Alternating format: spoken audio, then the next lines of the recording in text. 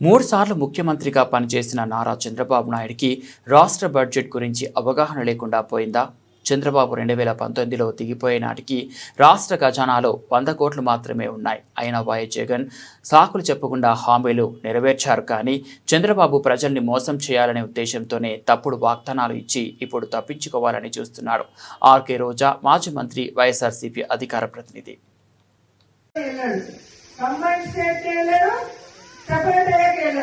రాష్ట్ర బడ్జెట్ ఎంతుంది, రాష్ట్ర అప్పు ఏంటి, రాష్ట్ర ఖజానాలో ఏముంది, మనం చెప్పింది చేయగలమా లేదా అన్న ఆలోచన ఉండాలి కదా. జగన్ చిన్నవాడైనా మొదటిసారి ముఖ్యమంత్రి అయినా ఆయన చెప్పిన ప్రతిదీ చేశాడు. ఎలా చేశాడు? ఆయనే సంపద సృష్టించుకున్నారు, ఆయనే ప్రజలకు ఇచ్చిన మాటలు నెరవేర్చుకోవాలన్న చిత్తశుద్ధిగా చేశాడు.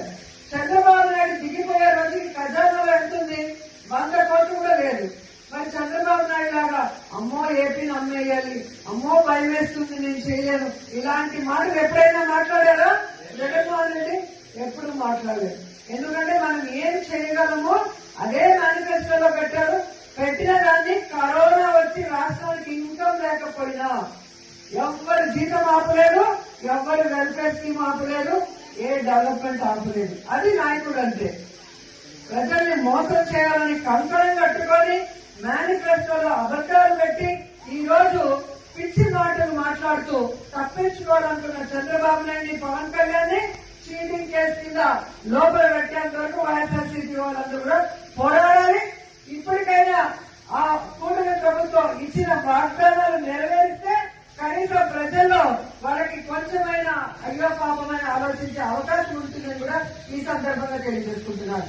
ఎందుకంటే జగన్మోహన్ రెడ్డి గారు ఉన్నప్పుడు మహిళలకి వాళ్ళ పేరు మీద ఇళ్ల పట్టాలు ఇచ్చారు. ఇక్కడ ఎన్హెచ్ మీద మీరు చూసారు, ఎంత మంచి చోట మనం ఇవ్వడం జరిగింది. నేను మంత్రి అయిన మొదటి కేబినెట్ లో ఈ నిండులో ఆగిపోయిన ల్యాండ్ అన్ని కూడా ఏ విధంగా జగన్ గారు చెప్పి కేబినెట్ లో అప్రూవ్ చేసుకుని మనం ఇళ్ల పట్టాలు ఇవ్వడం జరిగింది. అది మీ మీద ఉన్న అభిమానం, నాకున్న అభిమానం, జగన్ ఉన్నకున్న అభిమానం. మనం కోరిన వెంటనే పేదవాళ్ళకి మనం ఇల్లు ఇవ్వాలి. ఈ సమస్య అనగానే అది ఎలా పరిష్కరించి జగనన్న చేశారో మీ అందరూ కూడా గమనించాలి. అలాగే ఇదే మండలంలో ఉన్నారు, గతంలో ఉన్న ఎమ్మెల్యేలు కానీ, ఎక్స్ మన శ్రీశైలం బోర్డు చైర్మన్ ఇక్కడ జడ్పీటీసీగా చేశారు. కానీ ఈ మండలానికి ఏమైనా చేశారో మీరు ఆలోచించండి. నేను అపోజిషన్ ఎమ్మెల్యేగా ఉన్నప్పుడు, రేవతమ్మ సర్పంచ్ గా ఉన్నప్పుడే ఈ ప్రాంతంలో రోడ్లు వేశాం, బస్ షెల్టర్లు కట్టాం, అలాగే ఆర్ఓ ప్లాంట్లు పెట్టాం.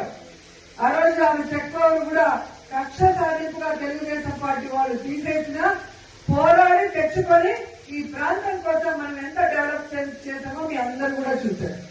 అలాగే ఈ రోజు మన అధికారం వచ్చాక వారింటికి నేను భోజనానికి వెళ్ళినప్పుడు ఆ ప్రాంతంలో ఆ టెంపుల్ ది శిథిలావస్థలో మొత్తం మట్టి దిబ్బగా ఉంటే ఏంటి అని అడిగినప్పుడు ఈ ప్రాంతానికి ఒక ఇంపార్టెన్స్ ఉంది, ఒక వెంకటేశ్వర స్వామి టెంపుల్ ఉండేది, ఆ విగ్రహాలన్నీ ఇప్పుడు చెన్నైలో మ్యూజియం లో ఉన్నాయి, ఇక్కడ టెంపుల్ ఉంటే ఊరు బాగుంటుంది, రోజు నిత్యం దీపం వెలిగించే ఒక టెంపుల్ ఉండాలి అని చెప్పి కోరినప్పుడు మనం ఏ విధంగా టీటీడీలో మరి అప్పుడున్న సుబ్బారెడ్డి గారిని కానీ, ఆ తర్వాత కరుణాకర్ రెడ్డి గారిని కానీ మాట్లాడి ఫండ్స్ తీసుకొచ్చి ఆ టెంపుల్ ని కట్టించడం మనం చూసాం.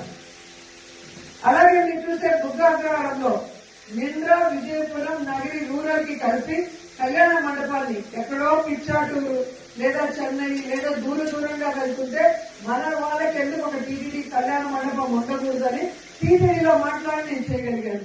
అంటే నేను మొదటిసారి మంత్రి అయ్యాను, మొదటిసారి నేను అధికారంలో ఉన్నా కూడా ఈ ప్రాంతం వాళ్ళు కోరిన దాన్ని ఎలా చేయాలని సీనియర్లతో మాట్లాడుకొని ఆ విధంగా నేను అడుగులు వేశాను. మరి ఇక్కడ సీనియర్ మోస్ట్ ఉన్నామని చెప్పుకుంటున్నారు కదా, ఈ రోజు నా గురించి తిరుపతి ప్రెస్ క్లబ్ లో మీరు మాట్లాడుతున్నారు కదా, వాళ్ళని నేను ప్రశ్నిస్తున్నాను, ఎందుకు మీరు నేను రాకముందు చేసుకోలేకపోయాను?